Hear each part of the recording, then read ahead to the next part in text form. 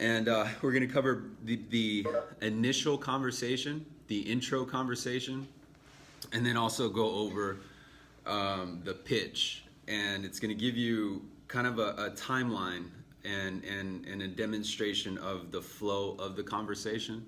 So I know we're about a minute early, but I know that we're also scheduled at 7. So I appreciate you guys being on time and being here. And I'm not going to wait and waste any of your guys' time. So while I have your attention, before we go into the training, I kind of want to just set the precedence and where both the environment, meaning the kind of just the breakdown to bare minimum and just really dummy it down. And I think this is important because each and every single one of us, including myself, we have a rigorous process. Meaning that we do the same sequence of events pretty much every single day, right? We're almost like robots. And it becomes very easy to disengage with other perspectives outside of our own. And I just want to kind of touch on that because that's really what we're going to be talking about inside this initial conversation of the sale are things that you are not taught within the gates of the sale.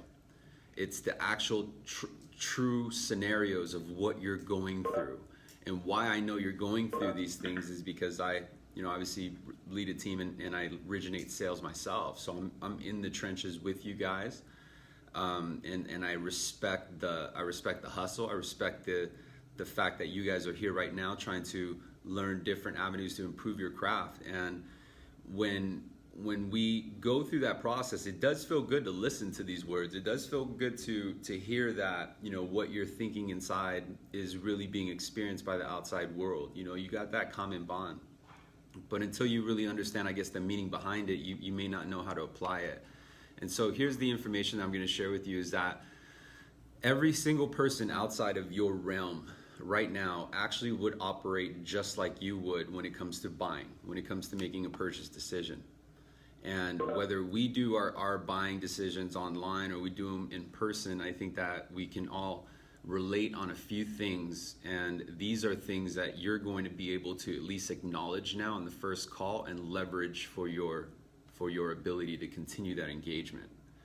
And so, the first topic, which is keeping control of the initial conversation, I think that is very important because if you are not, then you're not the one asking questions, you're actually answering questions. And let me give you an example. When we have a lead that calls in and one of their very first questions to you is like, hey, Dustin, I don't have any time, man. What's the best rate you got? I got 3.25, 30-year fix, and I'm just looking for a lower rate and lower payment, right? The average response is going to be, oh, well, yeah, I'm sorry, man. We just can't beat your interest rate. I'm not saying that's what Dustin would say, but to that effect, that is the common response because, again, we're engaged in a systematic process. We believe that there are more leads coming in. We believe that we have to do as the prospect says sometimes, and it becomes a very kind of confusing, task that we have to go through because we are met with these questions up front. And so the sales script that I shared with you guys is designed to dismantle the guard. It's really kind of to dummy it down. If you've heard Ray inside of a meeting, he's very talented at dumbing a message down. And I even tell him that on the side, like, hey man, teach me how to dummy it down because I naturally want to go over the nuances, the details, and I need to know the whole entire dynamics. I feel that was my perception. And after years of being mentored by Ray, he's actually showed me that if you just dummy it down, it's actually an easier way to convey that message. So I appreciate that. And what I learned in that process is that everyone, just like, he taught me this WIIFM. If you ever heard of this, it's called What's in It for Me. And that is something that we all share, right? This is why we come to a sales environment, is because what's in it for me is the upside of commissions. It's the upside of bonuses. And in terms with regards to the clients, what's in it for them is something that we need to address very quickly because we have this snapshot, this real quick kind of a blitz amount of time to engage with them and keep them going our way. And so if they come to us and one of their immediate questions is, can you beat this rate? Or I'm just looking for your best rate, and I want to pay no fees. I want it done now, and I don't want to give you any information. This is what we're hearing in the streets. Am I right? Do you agree? And the script will teach you how to kind of take that energy and just sway it. Say, yeah, perfect. I can help you, right? That's one of the main things is that, hey, can you guys put your phone on mute, please? It's coming through on this side. Thank you. And so when you have an inquiry contact you and they're calling in or you're giving them a call back, the same thing happens every single time. And because we're stuck in the systematic process, sometimes we forget to take a step back and realize that what's happening is reoccurring. And it's the common objections that we meet. It's the common walls that we run into when it comes to the first conversation, right? And that common wall is resistance for their time, meaning that they usually say, oh, I don't got time for this on a callback. Or I don't got time to give you any information. I just want to know if you could beat this rate. I'm just checking around, right? Everyone appreciates their time. And so the verbiage inside that sales script that I'm sharing with you guys, one of the very first things it says is before, I don't want to waste any of your time. Before I move forward with this call, let me just ask you a few basic questions first to make sure you're in the right place. Nobody can turn that down. And when you make that first engagement, we just see it as words, right? Because we're again in the process. But when you look at it from a prospect's point of view, you kind of shut them up. And I don't mean that in a bad way. You need that in order to take control of the conversation. Because when you dismantle their guard and you have their full attention, you now have, again, a few more seconds to keep them engaged and keep them attracted, right? Which is one of the first questions that we like to ask, and correct me if I'm wrong, is what is your goal? What are you looking to do? And I hear this all the time. And what do you think the average response is? Lower my payment. Lower my payment, lower my rate. You would be amazed how many of us do not actually dig deeper into that question. We will take that and we will write our notes and say, I would just want to lower my payment, right? And then move forward. But when we actually dig a little bit deeper into that goal, that is a time where you're getting their full emotion of why they're doing the inquiry to begin with, right? So so again, let me play this out in an example. Hey Dustin, you don't mind role playing with me, right? Go ahead. Okay, cool. Hey Dustin, I appreciate the call. Thanks for waiting. The reason why they're transferring you over to me is because I'm licensed to provide you with the information you need. Great. So if you have a pen and paper, feel free to write this down. But before I begin the call, let me just make sure you're in the right place. I don't want to waste any of your time. Okay. I'm going to ask a few basic questions. Let me know if I can proceed, and if I can, I'm going to show you how I can help you. If I cannot, I'm going to help you save a bunch of time, and I'm going to point you in the right direction. Perfect. Great. Now the property that we're talking about, this is your primary residence, right? Yes, it is. Beautiful. And that's on my floor. It looks like the last time you refinanced was about 2 years ago? Yes. Okay. About 2.5 years ago. Got it. What are you looking to do? I just want to lower my bills. Okay. Lower my payments every month. Okay. Maybe get lower interest rate.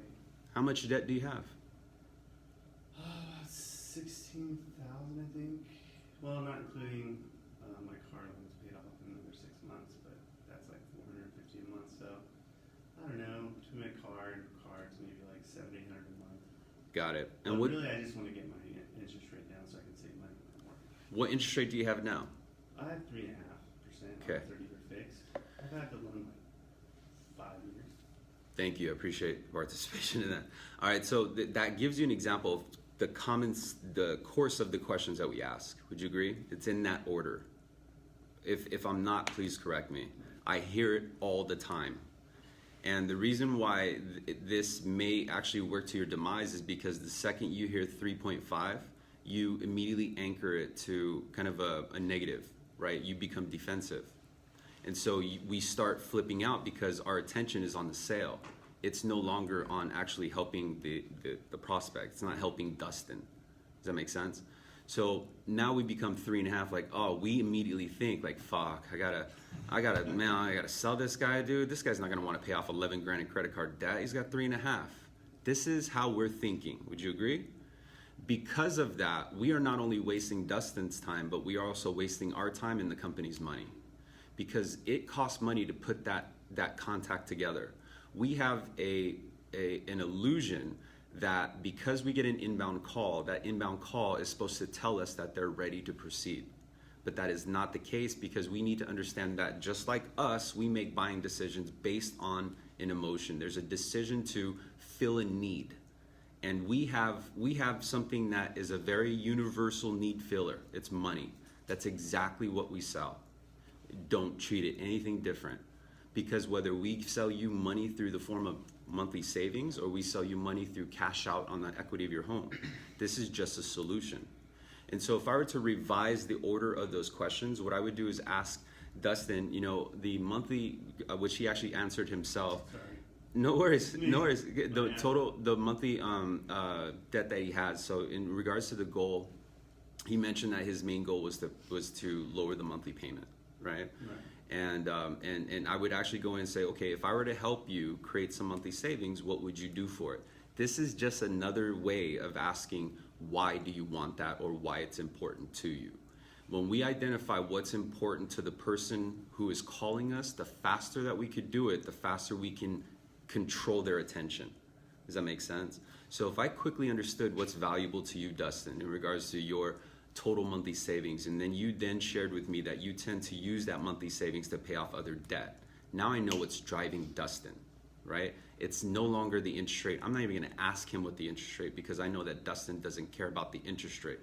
Dustin cares about the monthly cash flow to pay off all those other debts so that he's not stressed out and showing his stress through his body language, almost as if it's coming through the tone, right? Even though we don't see them in person, we can feel their tone. These are things that you're not going to be able to pick up on if you're stuck in the systematic process. So if there's a gift that I can give to you, it's that understanding that we have controlled the process, meaning that we've done this more than a few times. If you think about it, just over the last month, we've done it over 100 times. And it's not like it's a different song. It's the same song over and over and over again.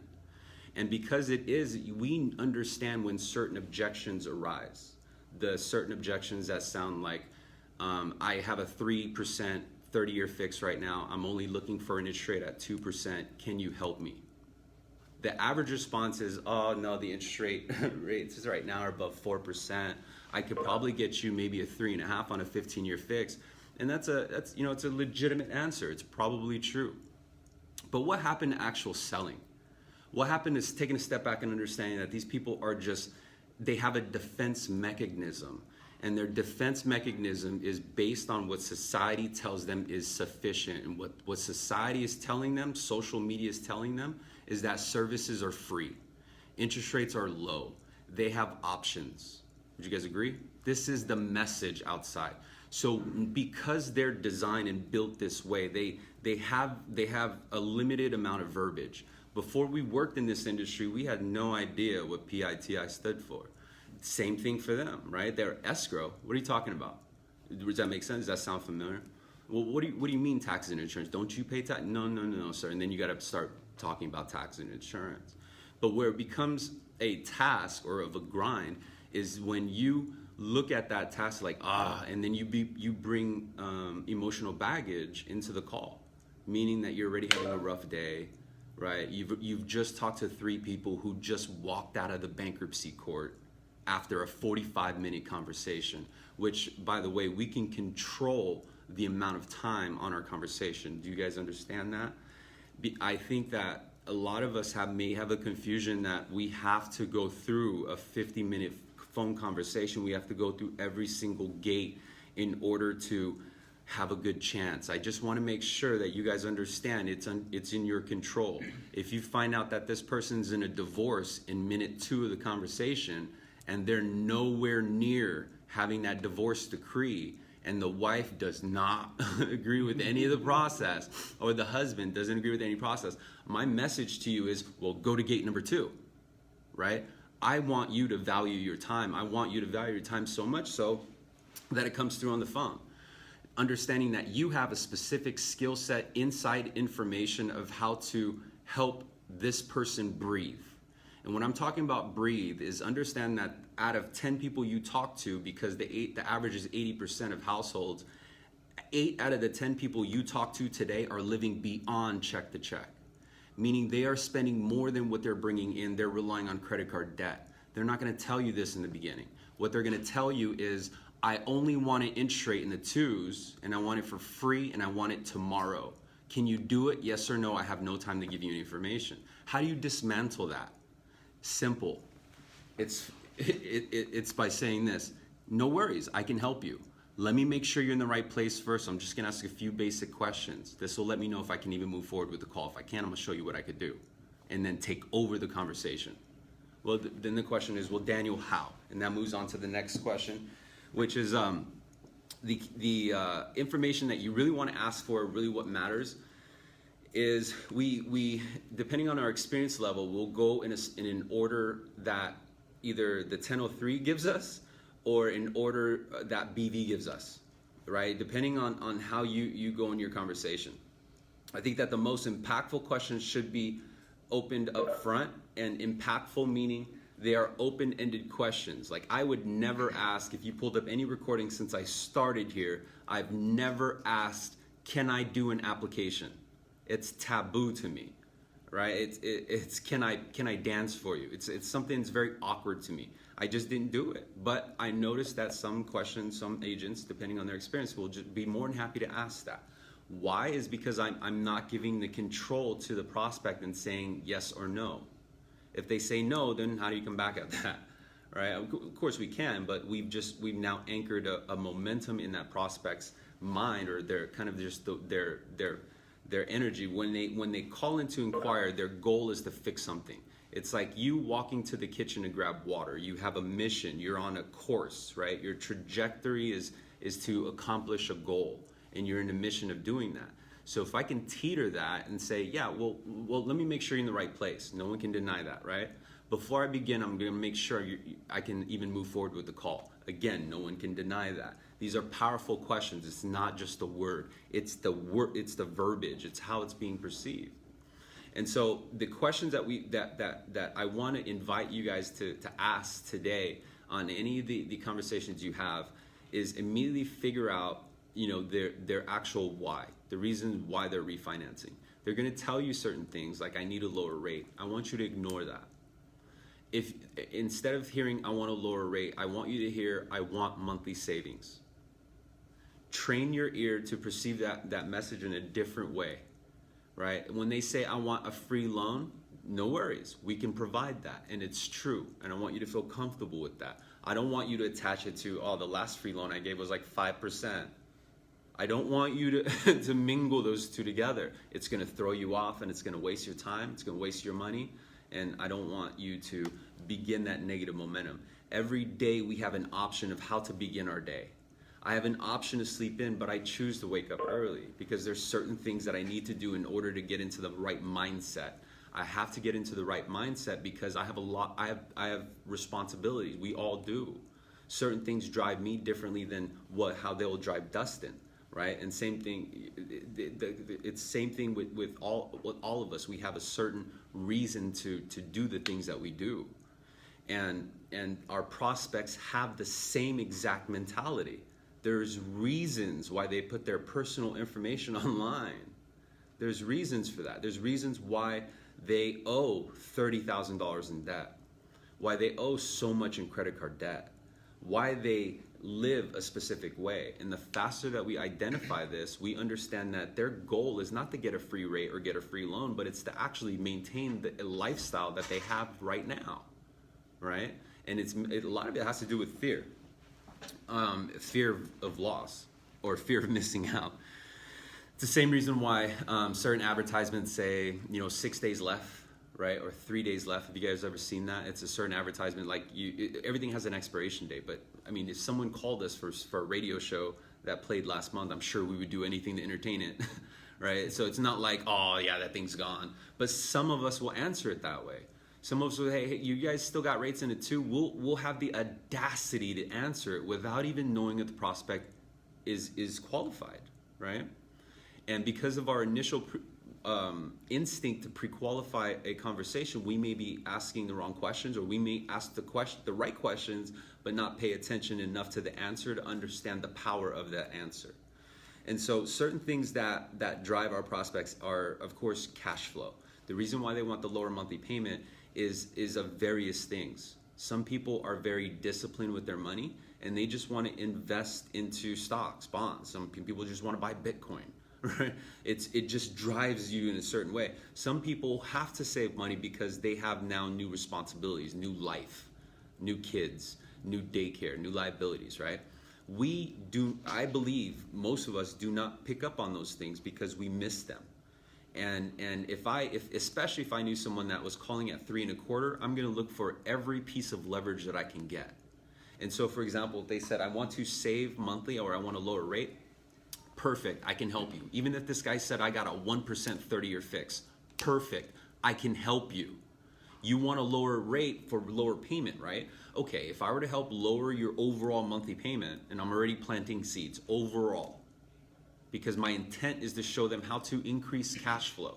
Even if I can only save this guy a payment deferral and an escrow refund, but that payment deferral and that escrow refund pays $4,000 of credit card debt that they're currently paying $100 on, I'm saving you $100. That's from me, right? That's from my solution that I'm going to help you plan.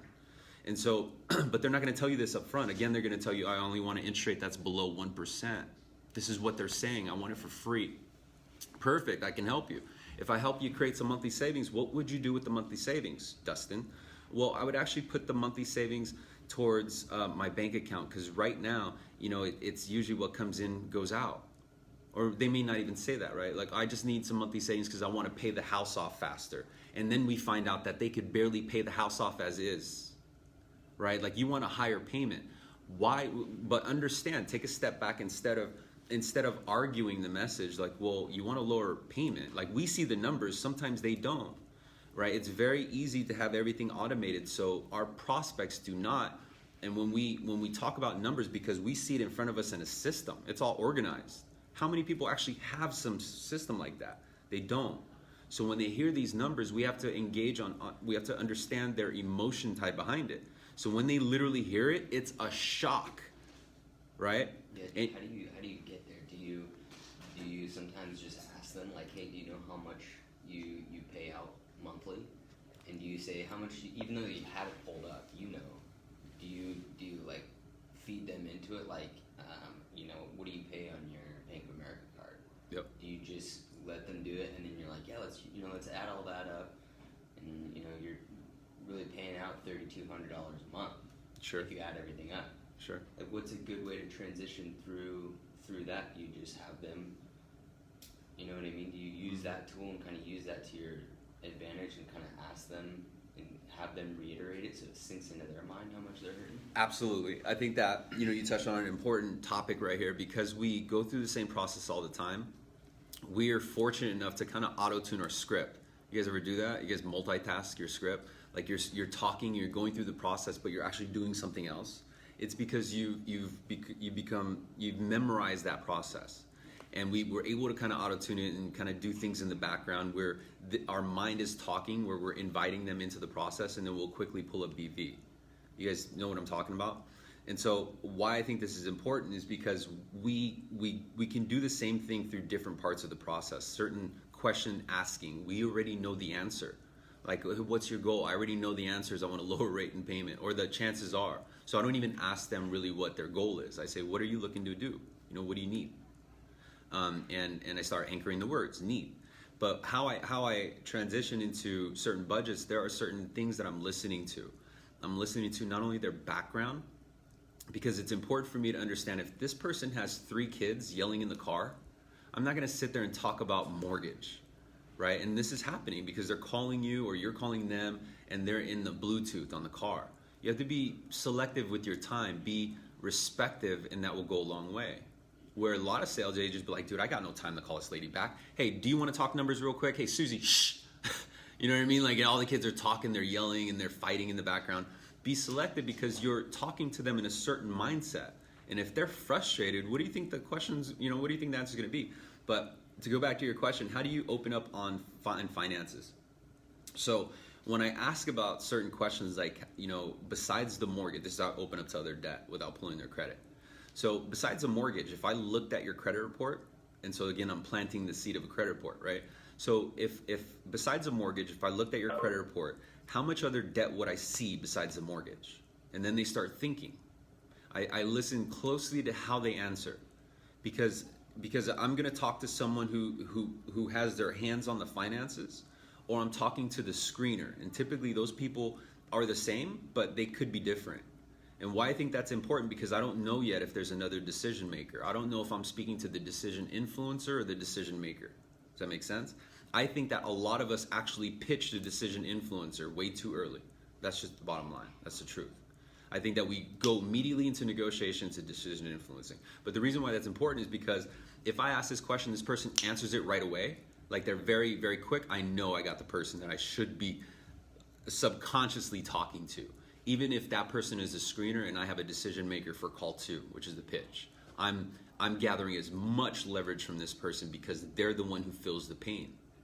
Usually the decision maker typically is someone who's not necessarily stuck within those finances, right? They kind of just are influenced and say, okay, this is what we should do, fine, we'll do it. This is just typically how households are ran. So understand that, because if you get caught talking or pitching the decision influencer, expect to pitch twice. But I listen to certain things like their tone. I ask certain questions like, okay, cool, on the credit card debt of 15 grand, how much are you paying per month? You know, and if they say certain things like, I think we send, I listen to that. I think we. So then it's her or it's him, not this dude that makes the payments, right? So I know that when I set up my second pitch or that pitch for the or the call for the pitch, to make sure that we is there. All right, but to go over like the question, I think you brought it up at the beginning, which is called net. I'm a firm believer that prospects like insider information, and I learned this by working with a subprime lender called Town & Country Credit, which was a subsidiary for AmeriQuest. And what they taught me was to attract through inside information. So the way that we were able to sell high interest rate mortgages on a 2-year note was we took the attention and we shifted it. We took the attention and shifted it and said, hey, I can give you the cash out to pay off these credit card debts and put your balances below 30% of its max credit limit. What this is gonna do is help you improve your credit score. We'll revisit the opportunity. This is what's open in what's called retreads or rewrites and redos, and this was just a common process. This was a system that worked. But how did it work? Instead of playing the process, I took a step back and figured out how it worked. And how it worked was that it was attracting through inside information. And so you brought up in the very beginning, inside information could be a coined term. Like I used the term net. And because everyone, I think just when you hear net, you're like, what's that, right? I say we have what's called a net, and I'll say that. Net means that after I see your gross income, I see that you make 10 grand gross, but depending on what your net income after taxes, you probably bring home 6, right? And then you have what's called the net, meaning of that 6 grand net, after your bills are paid, after the groceries, your gas, your hobbies, your miscellaneous items, how much do you have left of that net? And then they'll give you an answer, right? Usually be like, I don't know, I got about $1,000 or $500. Say, okay, cool. What do you use that net for? And then they'll list other utilities. But the reason why I bring them down that rabbit hole is because I have a lot of leverage right there, right? And so if they give me friction and say, hey, Daniel, I don't have time for this call. I don't want to give you my social. No worries. Your alternative is to continue having a net that's at negative. Your alternative right now would be to continue living on the credit cards, but since you already owe 15 grand and you mentioned you pay $800, I only want to help you lower that. If I can, I will. And I'm going to show you how to do it in a better way, meaning that there are going to be other lenders that are going to call you, but most of them are middlemen. You see, you're just using New American Funding like most homeowners in Orange County do, and its main purpose is because of our affiliation with the same vendors that all these other lenders use. It's no different. We all go to the same lake for the water, if that makes sense. And with you utilizing our relationship with Fannie Mae, Freddie Mac, VA, or FHA, whatever applies to them. I'm not going to go over all 4 if not all 4 apply to them, right? I'm not going to talk VA to some dude about conventional because I'm going to trigger a certain emotion and I don't want to do that, right? Like, oh, I don't need government help. So I'm cautious to those things. But does that make sense? Does that answer the question so far? Yeah, I like it. Cool, man. I don't know, like just the verbiage on how to open that up, but I gotta try. It's through practice, dude. It's through practice. It definitely sounds smooth to me. I've been doing it for a long time. But be eager to get there, and the only way eager to get there is have fun with it. So if you're in a place right now where it's dark, meaning that it's like, fuck, like you roll up to the spot, you log in, and one of your first words like, God damn it, like that's how you start your day. Know that you have full control over that. Just know that we are adults, right? At the end of the day, we're adults. And because we're adults, we understand that emotion does absolutely nothing but F up our money for that day. Would you guys agree? I think that is about as practical as information can get. And so we have a choice and say, hey, these leads, or hey, this loan officer is getting these type of leads. And I'm going to share with you guys what they do. And I'm so happy that Dustin is here because I think he can actually agree and support this message. But before I do, I'm going to cover the last couple bullet points. Do you guys have any questions before I complete that? I have something to add. Yes. When you get them to put their guard down Yep. and tell you what your goals are, a good question to ask in those first 5 minutes is, so if I can meet your goals, when would you like to get started? Mm-hmm. Is that engages them, and then towards the back end of the conversation, you can turn that against them as an objection. Right. Overcomer, like, hey, we met your goals, you told me you're ready to get this started. And if they don't say they're ready to get started right away after 5 minutes, then you can maybe know to go on to the next call. Yeah. That's actually a great point, man. From that one question, it works well. Yeah, absolutely. I think why it works is because you're putting their words, right? You're actually listing their words, and one of the things that I do when I ask the questions and I peel back the layers of why, because you're going to ask them certain questions like, well, what's your goal? And their goal is to say, I want a lower payment, I want a lower rate, and you want to dig a little bit deeper and say, cool, if I help you create some lower payment, or if I help you create some extra cash flow, what do you plan on doing with it? They're going to say, I will use it for, and you want to be able to quote that. Because if they say, I need to pay for daycare, you need to quote that. Not just write down like lower rate, lower payment. Say, I need help for daycare, right? Or I need to pay off debt, or whatever they say. And you want to dig deeper in that. Say, cool, if you were to help pay off debt, what would that mean to you, right? Like, it's just cool. It's just blah blah blah. You're tapping into an emotion that's deep within. Right, and it's timing too. It has a lot to do with timing. And I think that's one of the things that you're touching on was the timing. When you have them dismantle, when you have their emotions open, right, like hook them, and that's very true, because you're leaving them prone for influence, right, to be influenced by you. And so in order to I think really attract that is to create a bond. Well, we think a bond is saying like, well, how do you like the area? Like, hey, how do you like Riverside County? Have you been in this one park? My cousin lives over there. They don't care about that, right? What they care about is speaking things that they relate to. And I think by touching on words that they just told you, when you revisit that during the pitch, it's so powerful, right? It's so powerful of saying, hey, I could save you $80 a month on a 4.5 interest rate, versus saying, hey, I'm going to help you save up some money so you can afford the daycare, right? Because I know that that's important to you. That's completely different, but because you said it in that different way, that is bond, that is rapport, and that's what's going to keep them towards you. So good point. I appreciate that. Anyone else? All right. So going over the objections, I think objections is important because we typically run across the same 3 or 5 per transaction, right? It's usually I don't have time, or I'm all taken care of, or I can get it cheaper. And this is going to apply on the lowest hanging fruit. And the lowest hanging fruit right now is actually on the follow-up. That's the lowest hanging fruit. Because if the way we filter information, if we think about it, we filter, let's just say 5 leads per day. You use very easy numbers here, okay? So of these 5 leads, we have to really look at, what was able to move forward and what should have been pushed out. And so it's the process of farming. Fortunately, we have technology like BB that assists us with that. But when we have something that actually made it through the filter and went through to Encompass, went through to a pitch, and went through to, an offer, and just kind of back and forth, how much of that data are we sitting on? Like if we actually look back and said, man, for this last month, here's all the ones that I pitched, but I never even closed.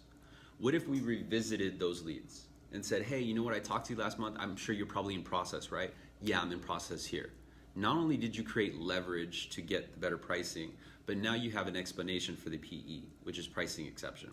You say, hey, you know what, this one, we never were able to wrap it up 2 or 3 weeks ago, but I know that they're in process and they actually just completed the appraisal. They're approved, right? So we already know, kind of, it was already spot checked by another lender. Why this is important is because you have someone who's already quickly in the process. So that's more likely to give you like a 30-day lock. And so keep an eye open to those opportunities where we moved on already, right? And depending on our work ethic or depending on our strategy, we'll only give maybe 1 or 2 follow-up calls, and that's it. But what if you actually touch base with them like a week or 2 weeks? And so I created a what was called like a filtered system, meaning that I became prone to the BV notifications. It was just BV notification. I became very numb to it. It was just a big pop-up. I needed to hurry up and get out of the way. It's like the I am, right? And so I used another filter system, which was Outlook Calendar. And Outlook Calendar, if you earn to get on my calendar, it meant I took you to Encompass. It meant I have enough value to move forward with you. And so I created like this little code or legend called like P1, P2, P3, and I even color coded them. I color coded them blue if they were like blue balls, right? Like this guy's not moving, this guy's dodging calls, like he's just getting blue. Or I would put green, and that would be typically for like P2, which is a pitch, right? And then I had another system that was yellow, which was P3, meaning I pitched them, but they're just not moving, or they're slow, right? Like this is for the older people. You could set it up however you want to, but when you create a system, your grind becomes a little bit more organized. Not only that, but it becomes something that you take more pride in, meaning that you're not going to let everyone inside this system. I'm going to protect this system because the system is tied to my time and it's tied to my income.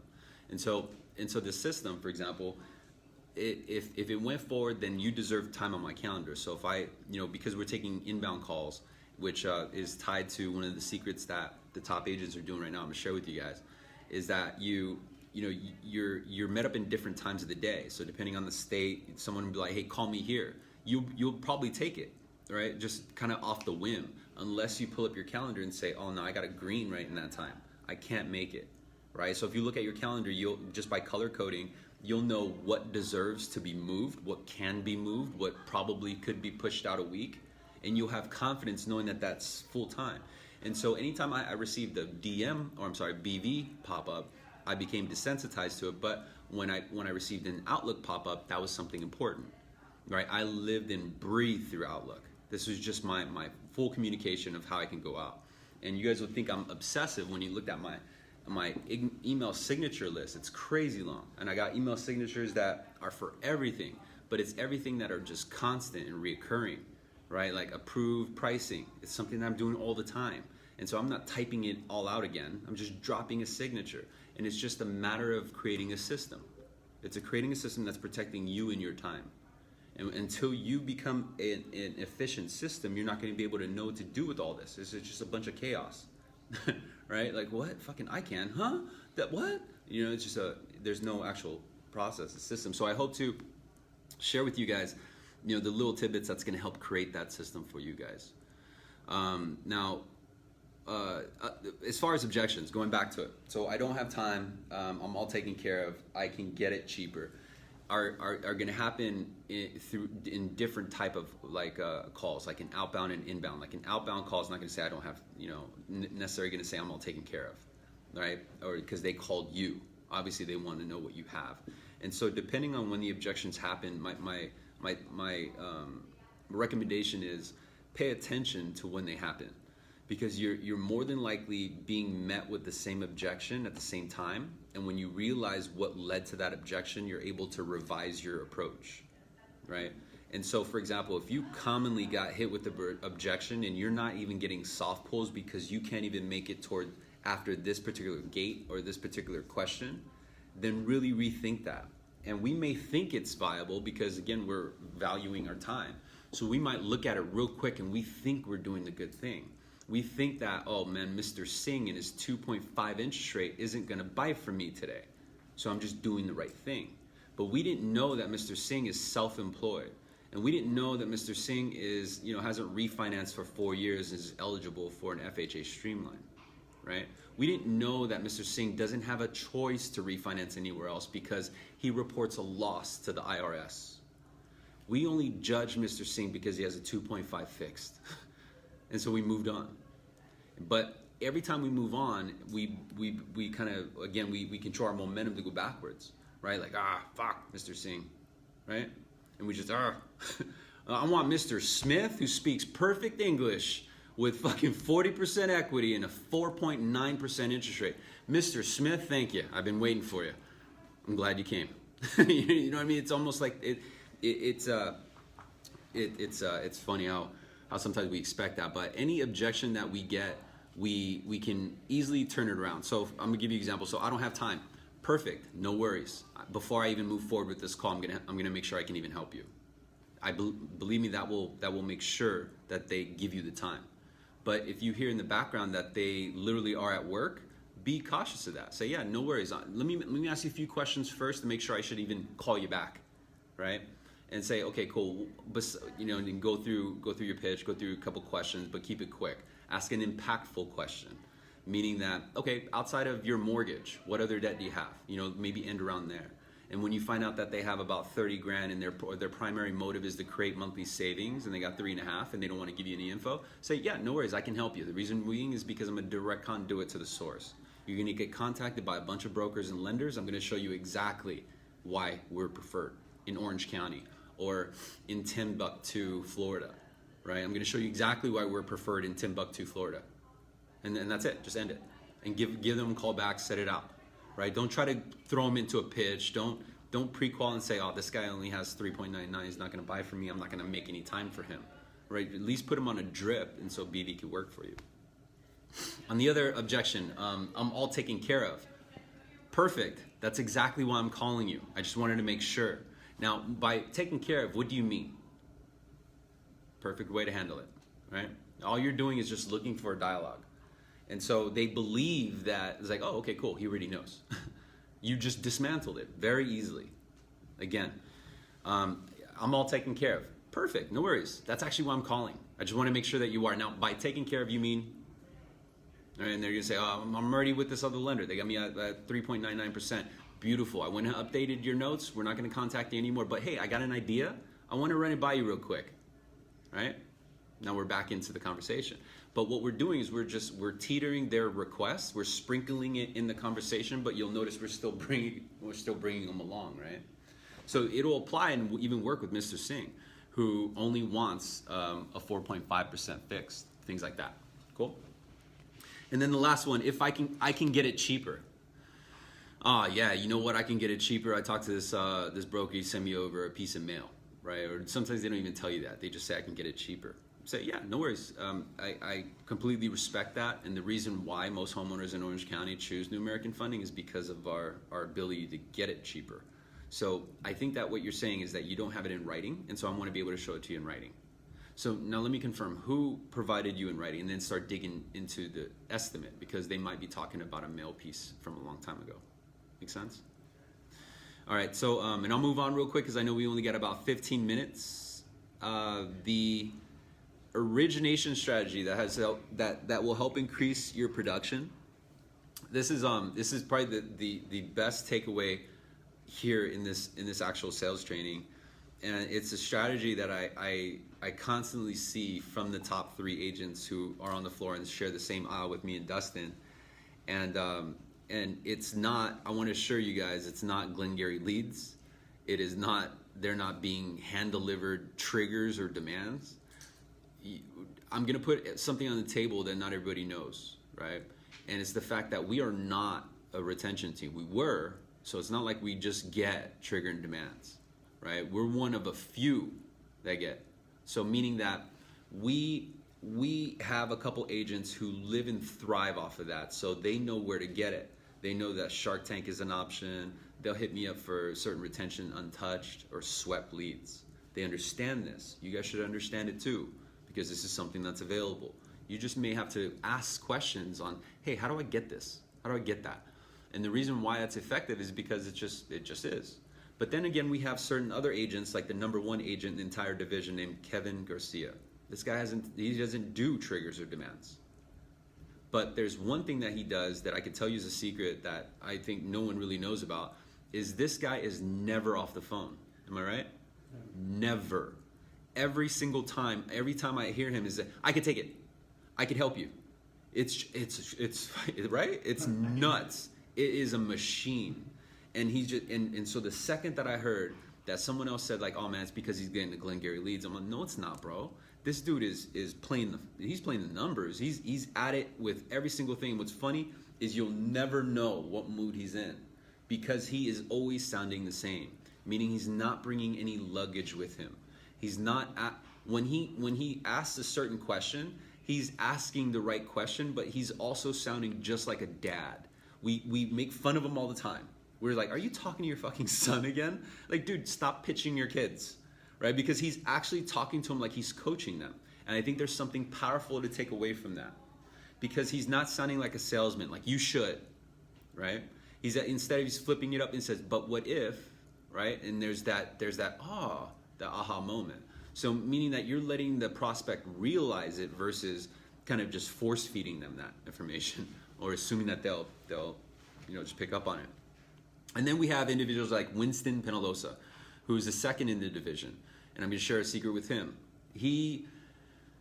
Number one, all three individuals, Kevin Garcia, Winston Penalosa, and Anthony Sicati, have amazing attitudes, just right off the bat. Let me tell you that I am about as fortunate as I can be to be sitting where I am, because our process and our environment can be a grind, right? It can be a real challenge and testament to who's really hustling or not.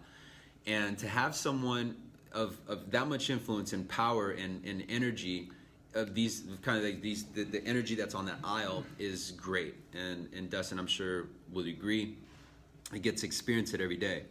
But is that all that separates them? I think to a degree it plays a pretty big role, because they don't look at it as, of course everyone has a complaint. Believe you and me, I mean, we all got complaints. It's not like they, kind of just take it and just move on. They have their own struggle too. They have their own fires too. But what makes them different is they just do not stop originating. So my biggest takeaway here is, number one is, if you are not dedicating at least 3 hours per day of new origination, and right now you have full control. So for example, I would tie alongside at least what's called a power hour. If you guys remember what a power hour is, some of us might, some of us might not. But power hour was not necessarily a specific hour. It was an hour to get the absolute most connection. And we did power hours back in AmeriQuest and subprime days. Our power hours were 6 to 7 or 6 to 8. And the reason for that is because we dealt mainly within California. People were just getting home at this time. And that's why it was very effective. Your power hour might be 11 to 12 because you found a niche in lunchtime. You know what I mean? Like you got to skate at 4 o'clock because we got to pick up the kids or what have you. That's fine. Adapt. Just make it work. But make sure that you're putting at least 1 to 2 hours per day in order to feed your pipeline. This is something that they do constantly. And Dustin will agree, is they do not stop feeding the engine. Regardless of what happened that day, regardless of what happened an hour ago or a month ago or whatever, or where they're at on the tier board. And believe me, as Dustin, I light their inbox up all the time. I'll let you know exactly where you stand, but not in a point where we're picking on you. We're all having fun. Would you agree? So there's a specific camaraderie along the environment. Create that environment, whether it's within your team, within your aisle, within a LO buddy. Create some sort of system where you guys hold each other accountable and you guys actually compete with each other, right?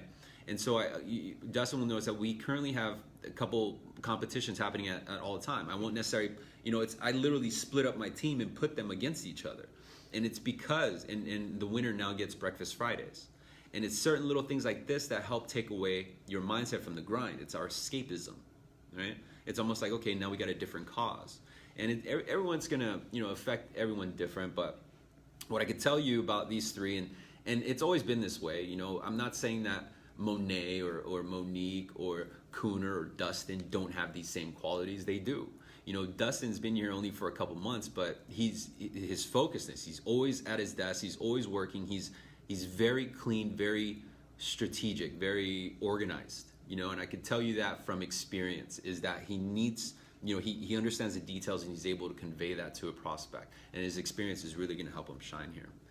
But you know, outside of that, I think that the primary strategy is always originating. That is something that we tend to forget to do, usually at month end, because our main goal is to babysit the pipeline, right? It's like to make sure that we get that CD out.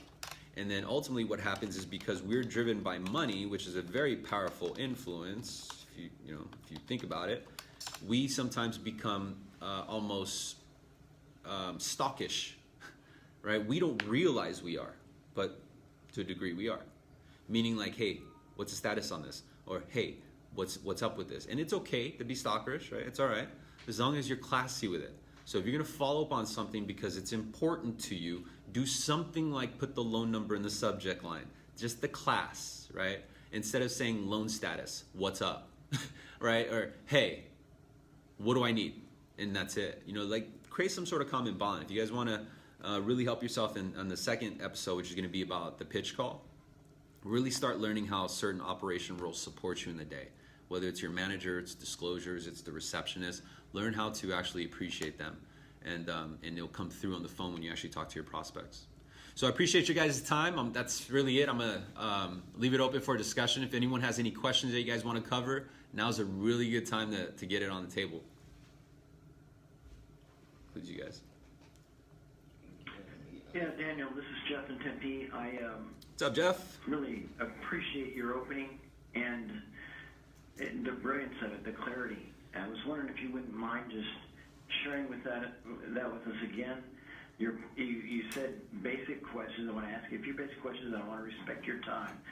But you said it the same way about 6 times, and if I had my head together this morning, I would have wrote it down, but I'd like to write it down now if you don't mind. Yeah, no problem. So the sales script that I'm referring to, if you guys ever want, just feel free to email me, Daniel Nicart, Nicart, and I'll send you over the sales script. Awesome. But what I do like to share with those who are interested in the sales script is understand the meaning, because words that come out more fluent for me may not be comfort words for you, but understand that it is a sound. I know that sounds weird, right? But to me, language is just a sound. You're either speaking Spanish or you're speaking American. They just sound different. It's not the language, right? It's a sound. And so understand the verbiage, understand the language and the dynamics of the script, where you can word it yourself. And ultimately, the bullet points of that script is saving time, authorized to answer questions, and point you in the right direction. That's really it. But find a way to communicate that. So what you're saying is, hey, I'm just gonna help you save some time real quick. I'm gonna make sure you're in the right place. Feel free to use the words that I provide, but ultimately it's the same concept, it's the same message. But in short, how it sounds again, just for everyone, is hey Dustin, thanks for holding. The reason why Julie's transferring you over to me is because I'm licensed to provide you with the information that you need. So I'm letting them know that I'm the authority. Right? Or immediately, right away, I'm letting him know that they're talking to the person. But before I begin, let me ask just a few basic questions to make sure I can even move forward with the call.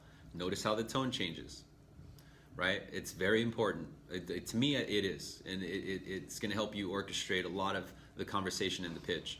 But understand the tone. It's very gentle. It's almost like, hey, but yeah, let me make sure you're in the right place first. It's very friendly. It's nowhere near a sales conversation, which again is a sound, and you're going to trigger an emotion in your prospect that's going to make them feel like they're talking to a salesman. You guys make sense? Does that make sense? So let me make sure you're in the right. Place. I'm going to ask a few basic questions first. If I can help you, I'll move forward with the call.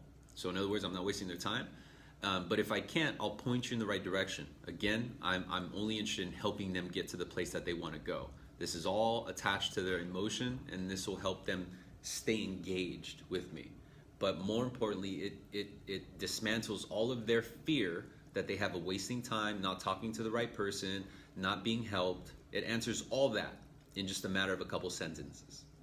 And what I do for doing this is I take control of the conversation. Now I can ask important questions that are going to capture their attention and lead them to me. So now I got a couple seconds to shine. This is my elevator, my elevator pitch. Does that make sense, Jeff? Absolutely. Daniel, I was a total bookworm as a kid, never spoke to a soul. And so I treasure every word that you just said. I appreciate that, Jeff. Thank you very much. Send me over an email and I'll get you connected on that sales script, okay? And if you guys, anyone on here, if you guys ever have any questions, I am more than open to, send me over an email. I'll be more than happy to strategize a game plan, an organized schedule that I would, recommend. I'm not saying that you have to, but if you ever want to shoot some ideas back and forth about, hey, this is what I'm running up against, or I can't seem to get past this, I am more than happy to sit down with you and go over that. All right? I love it. So I hope you guys brought away some value in this meeting. I appreciate you guys' time. Have a great day. Thank you. All right, no worries. Yeah. Yep.